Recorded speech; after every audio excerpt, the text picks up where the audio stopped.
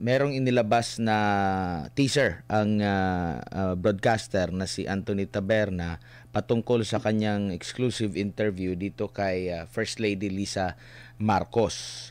At mga nabanggit doon ni First Lady Lisa ay always kind to her. Ibig sabihin, ito yung pinatutungkalan niya dito si VP Sara. Bad shot yan sa akin. Tatawa talaga ako dito. Bad shot na yan sa akin.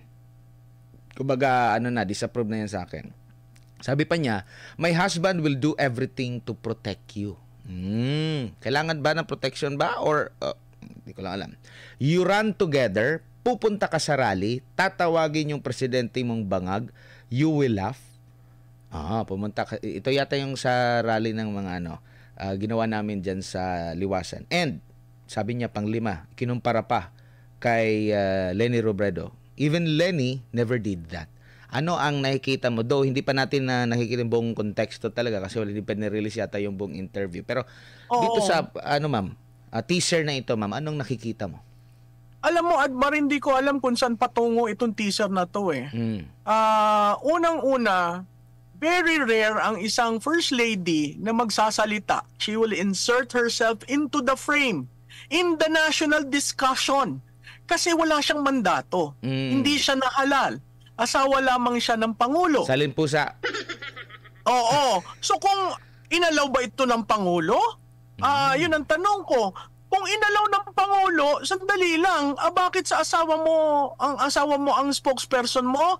Pangalawa, yung sinabi niya na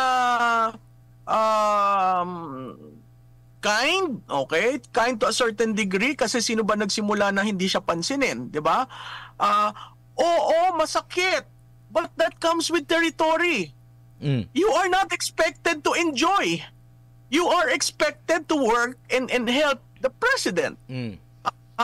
Yung sinabi niyang bad shot ito, seriously, may role siya?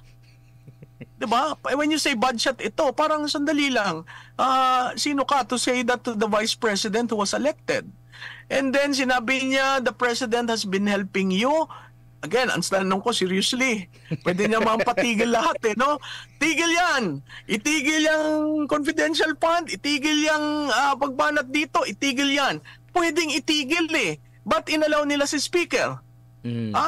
Tapos sinabi niya yung isa pa doon na yung unit team.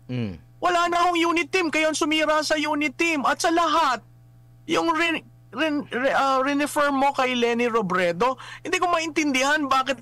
I mean, is this prelude to 2025? That the Liberal Party will team up with this administration? Aba, isang dali lang. Nagkita tayo ng 2022, di ba sinusukan nila si BBM? So ngayon, magkasama na sila. So ang tanong ko doon, Madam First Lady, naalala nyo nung nagpadala ng video si Vice President sa UN? Vice President Leni, ha? Leni, Vice President Leni. Hindi ba binastos niya ang buong Pilipinas? Ay, ano yung ginawa ni Presidente, ni Vice President? Pumunta lamang siya dahil ang pinag-uusapan freedom of expression na yun yung rinarali ng SMNI at kay Pastor, doon siya nag-ano. Oo. So nandun siya. Pag nandun ka sa isang bagay na pinaniniwalaan mo at tinitindigan mo, masama ka?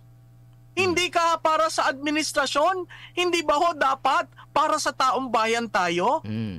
Para sa taong bayan, wag po niyong kalimutan. Ang mandato ng asawa niyo at ang mandato ni VP Sara ay para sa taong bayan. Hindi ko maintindihan kahit na anong gawin kung pabalik-baliktad sa pag-iisip, ba't nagsalita ngayon? Para saan yung pananalitang yan? At bakit teaser? Why would you allow yourself to be used through a shorts na hindi alam ng taong bayan ano ba talaga ang pinagka-interview? Ano ba yung tinanong? 'Di ba? So sa tingin ko kasi this models the issue eh. Hindi na talaga yan makikipagsundo kasi may declaration na eh. Na bad shot yan sa akin.